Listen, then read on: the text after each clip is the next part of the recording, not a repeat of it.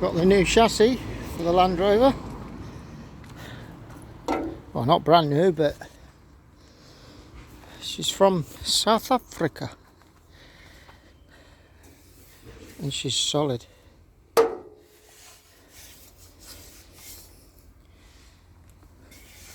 I'm just stripping her down with a wire wheel.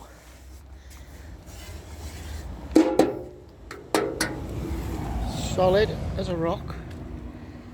Still got the inside rails to clean off. A couple of the outriggers, that corner out of the rear cross member. Outside to do. Just a little bit of surface rust on her. Yeah, you scratched her off with your fingernail. Yeah, just trying to keep cool. It's blazing hot. Just got to do the outside. It's blazing hot. Now, it was advertised as a Series 3 chassis.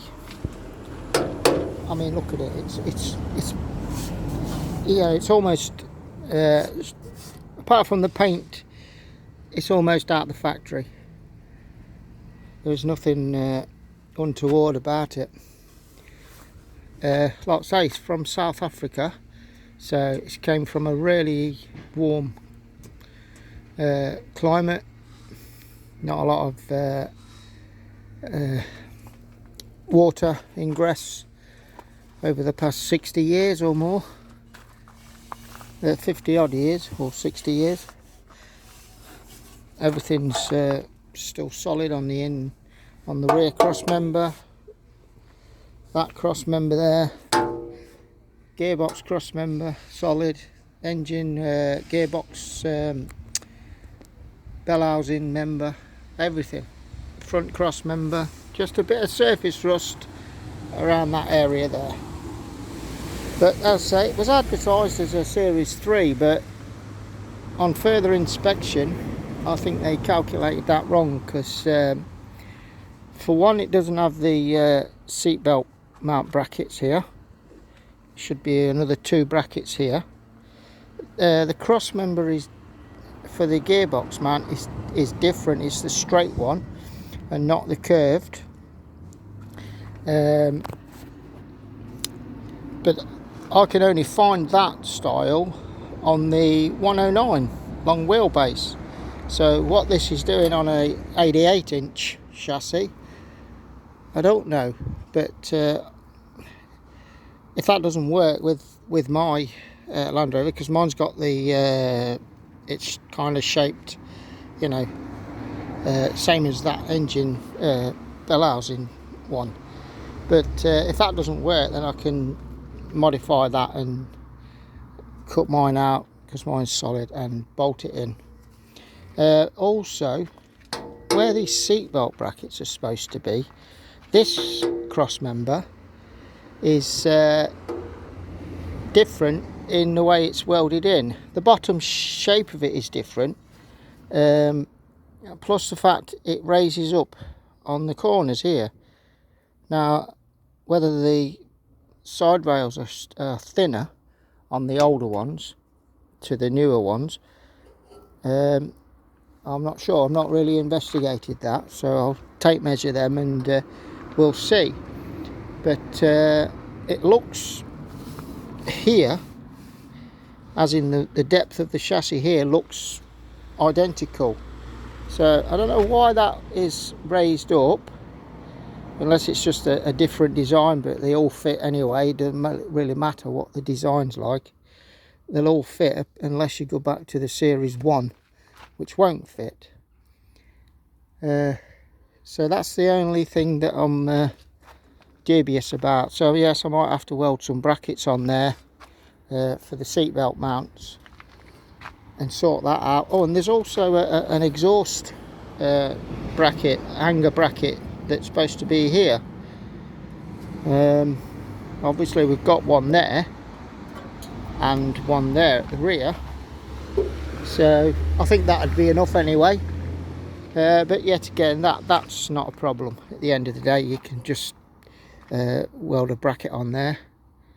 But yeah, she's good and she's straight. And for what and the brake line hoses, the brackets here, they're different. These are just like a tab basically, whereas mine have got like a bracket here on that one, a bracket here. So obviously this is an older style, but everything else is all in the same place, so I'm not bothered about that at the end of the day. And it doesn't have a brake hose connector on the rear here. On this side I don't think. It goes on, yeah, it goes on the axle. So yeah, so they're on the axle I think. Let me just have a gander. Let's have a gander. Yeah, so there's that exhaust bracket there on mine, and then the brake pipe comes across the axle. One sec. Yeah, the brake pipe comes across the axle, and there's a tab just up there. If you follow that brake line going forward, so there's a tab there that holds one hose and connects to the split off the T there and over to the left side. So let's see if that bracket's there. Oh, bloody hell, I'm getting too old for this. Oh. Yeah, bugger. So no, it's not there. Oh, there it is. So there, it's just there. So yeah, there's the one rear mount hose. So that's all there. And there was something else. Yeah, this has got the angled strengtheners on, and on the earlier Series 2 they didn't have them, which this doesn't. So that should have a reinforcement across there. Well, it shouldn't have a reinforcement over there, but the newer ones didn't have them. Older ones don't. So you've got seatbelt mount brackets missing and this strap across here. That I'm not bothered about, but I do want the seatbelt bracket, so I'll sort that out. And I'm not bothered about that exhaust mount bracket, although I can replace it. And if this doesn't work, then maybe they have a different gearbox mounting for these, so I might have to use mountings off the 109 if they don't fit on the original Land Rover. But yeah, she's good and solid.